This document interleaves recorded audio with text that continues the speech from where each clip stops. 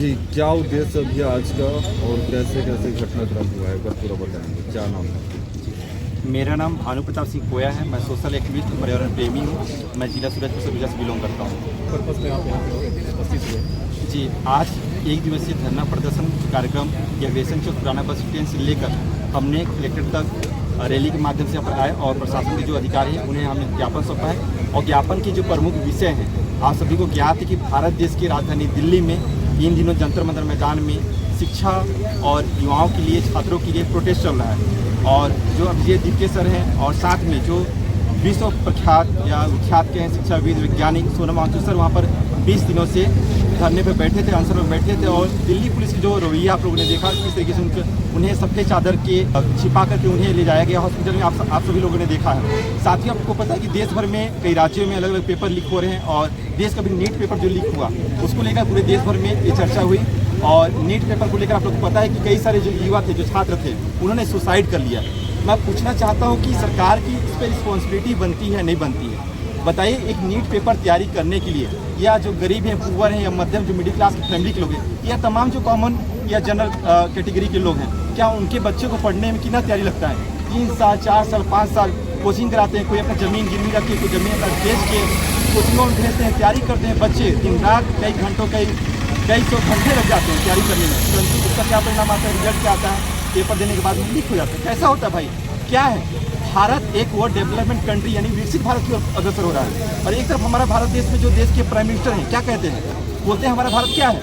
विश्व गुरु कहलाता है, विश्व सबसे बड़ी शक्ति बन रही है। शक्ति कहाँ पर बन रही है बताइए? एक छोटा सा पेपर नहीं करा पा रहे हैं, एक पेपर परीक्षा नहीं करा पा रहे हैं। ये बड़ा दुर्भाग्य की बात है और मैं इसको दुखद मानता हूँ। और जो बच्चे जो सुसाइड किए हैं, क्या उनके परिवार को नौकरी देगी सरकार? क्या उनका परिवार को 5 करोड़ रुपए का मुआवजा देगी सरकार? ये भी तो सुनिश्चित करनी चाहिए ना। यदि सरकार या मंत्री के बेटा या मंत्री कोई सुसाइड कर ले, उनके परिवार को कितना मिलेगा? पैसा मिलेगा नहीं मिलेगा? मंत्री को क्या है, उनको तो पेंशन मिलना ही मिलना है, पर जो गरीब है, मध्यम वर्ग के व्यक्ति, उसको पेंशन मिलेगा क्या? नहीं मिलेगा। तो ये बड़ा दुर्भाग्य की बात है। उसको लेकर हमने पहला पॉइंट यहाँ पर रखा है। साथ में जो जितने परीक्षा है, चाहे छत्तीसगढ़ में देख लीजिए CBSE को लेकर जो घोटाला हुआ या पटवारी से लेकर घोटाला होता है, ये छोटा भीतिया से लेकर UPSC परीक्षा तक जो पेपर लीक या शिक्षा व्यवस्था में जो आप देखते हैं निजीकरण लगातार हो जा रहा है, प्राइवेटाइजेशन हो जा रहा है। एक गरीब बच्चा कैसे यूनिवर्सिटी या कॉलेज में पढ़ेगा? महंगाई हो जा रहा है। ये तमाम चीज़ों को लेकर साथ में ये सरगुजा संभाग है, ट्राइबल एरिया है यानी शेड्यूल एरिया है। और इस क्षेत्र में जो बड़े एग्जाम होते हैं, UPSC का हो, नीट का हो, अंबिकापुर जैसे या सूरजपुर जैसे में सेंटर नहीं दिया जाता, उसको भी हमने प्रमुखता से मांग रखा है कि सरगुजा बस्तर जैसे संभागों में भी सेंटर होना चाहिए ताकि हम गरीब बच्चे पास में अपना पेपर दे सकें, ताकि देश के भविष्य के लिए। आपको पता है कि जो पेपर जो युवा हैं, युवा क्या है, छात्र क्या है, भारत देश की रीढ़ की हड्डी है। और रीढ़ की हड्डी यानी 50% पूरे भारत देश को संभालने वाले युवा रहते हैं और उनके भविष्य के साथ खिलवाड़ करना ये तो मजाक की बात है ना। तो हमने पूरा चीज़ों को अगला कदम क्या रहेगा आप लोगों का? आगे क्या करने वाले हैं? देखिए, फिलहाल अभी तो हमने एक सांकेतिक सिर्फ सोशल मीडिया में एक आह्वान किया था कि यहाँ पर इकट्ठा हो जाइए, है ना।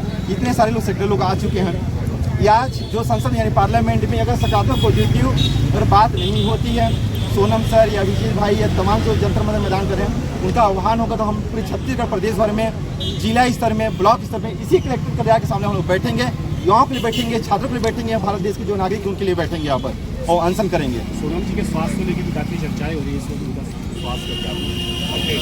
देखिए, सोनम जी का जो अपडेट आया है, कई दिन हो चुके, कई दिनों में उन्हें अस्पताल ले जाया गया।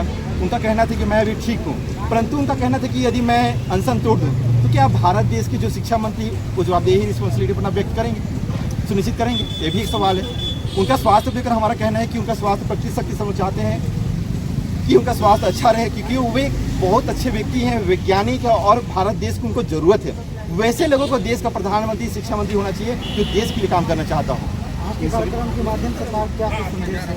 सरकार को सीधा सरकार की यही नाकामी है और उनकी गलती है, गलतियों को एक्सेप्ट करना चाहिए, जवाबदेही सुनिश्चित करना चाहिए, यही है। और हम आगे पूरे देश के जो युवा हैं, छात्र हैं, आप लोग देख रहे हैं लगातार कई सारे देशों में प्रोटेस्ट हो रहा है। हम भी इस देश में एक नया बदलाव के रूप देखने मिल रहा है। और सोनम जी का भी कहना है, पूरे देश के जो सामाजिक कार्यकर्ता हैं, पर्यावरण प्रेमी, उनका भी कहना है कि देश में एक नई आज़ादी की ओर अग्रसर हमारा भारत देश बढ़ रहा है। अपने अधिकारों के लिए युवा अवेयरनेस हो रहे हैं, समाज सोसाइटी अवेयरनेस हो रहा है।